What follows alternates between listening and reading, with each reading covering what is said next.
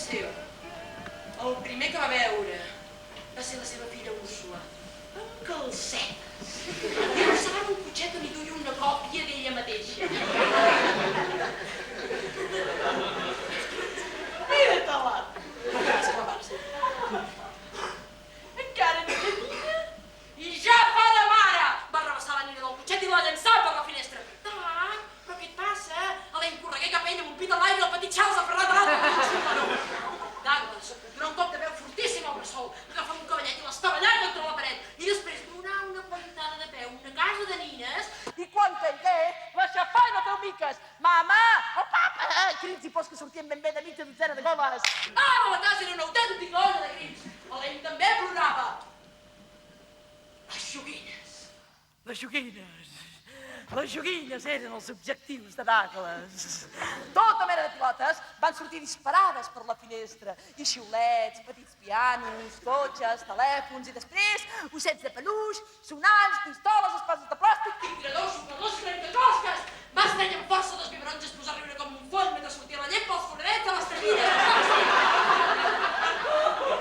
L'expressió d'Elaine va passar de la sorpresa a l'horror.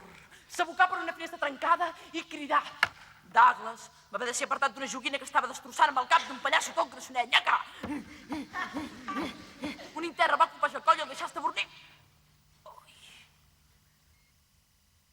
Un estudiant d'art sortit projectat per una paret amb el pincell en suspens i a punt de fer la pinzellada mestra mentre flotava horitzontalment cap a l'oblit més definitiu. Un instructor que sempre que podia refugiava en els lavabos de l'Escola de les Arts. Va sortir propulsat juntament amb una altíssima caiguda. Finalment va aparèixer gent volant pels aires. Amb una massa en una mà i un cisell en l'altra. I una expressió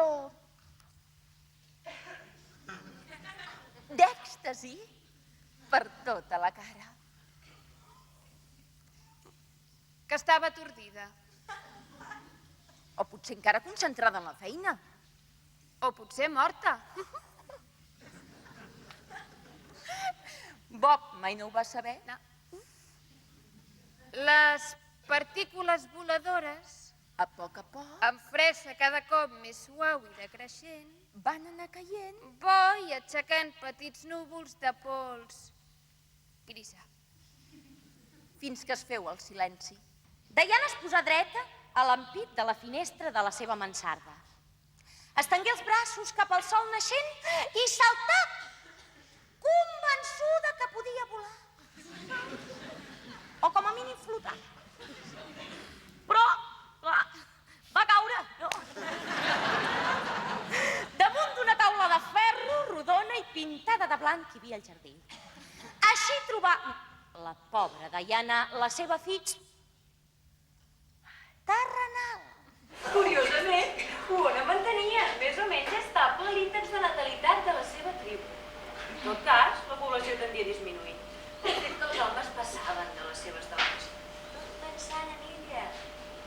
O n'hi havia que fins i tot havien mort disputant-se-la. El basqueig que tot això provocava el noi va acabar-lo de deprimir. Com que no feia les feines que el sanatori li havia assignat, fou traslladat a una cel·la molt més inhòspita, privada de tot i de companyia. I, esclar, van follir de veritat. Però això no li impedia, però, que tot sovint pensés. 2 punts. Obrim cometes! Obrim admiració! Una cuina tan gran com que n'hi podem convidar els amics a prendre una truita. Tanquem admiració! Tanquem cometes! No hi ha punt, però part!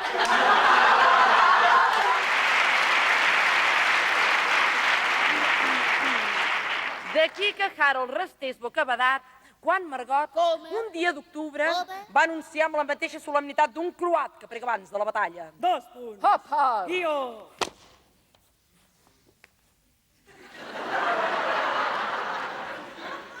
Harold! Home!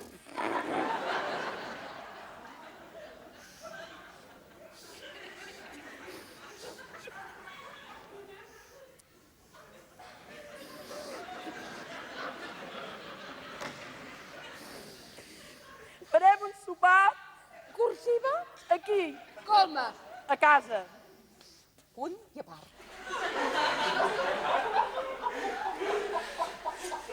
Amb tot aconseguir d'enfonsar-la.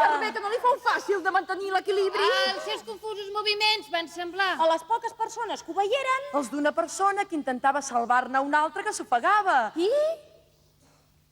Esclar. Això fou el que va explicar la policia. I a tothom que li ho demanava. Christine, Tot i que tenia suficient greix com per flotar... S'enfonsà com un tros de plom. Un sac com un tros de plom.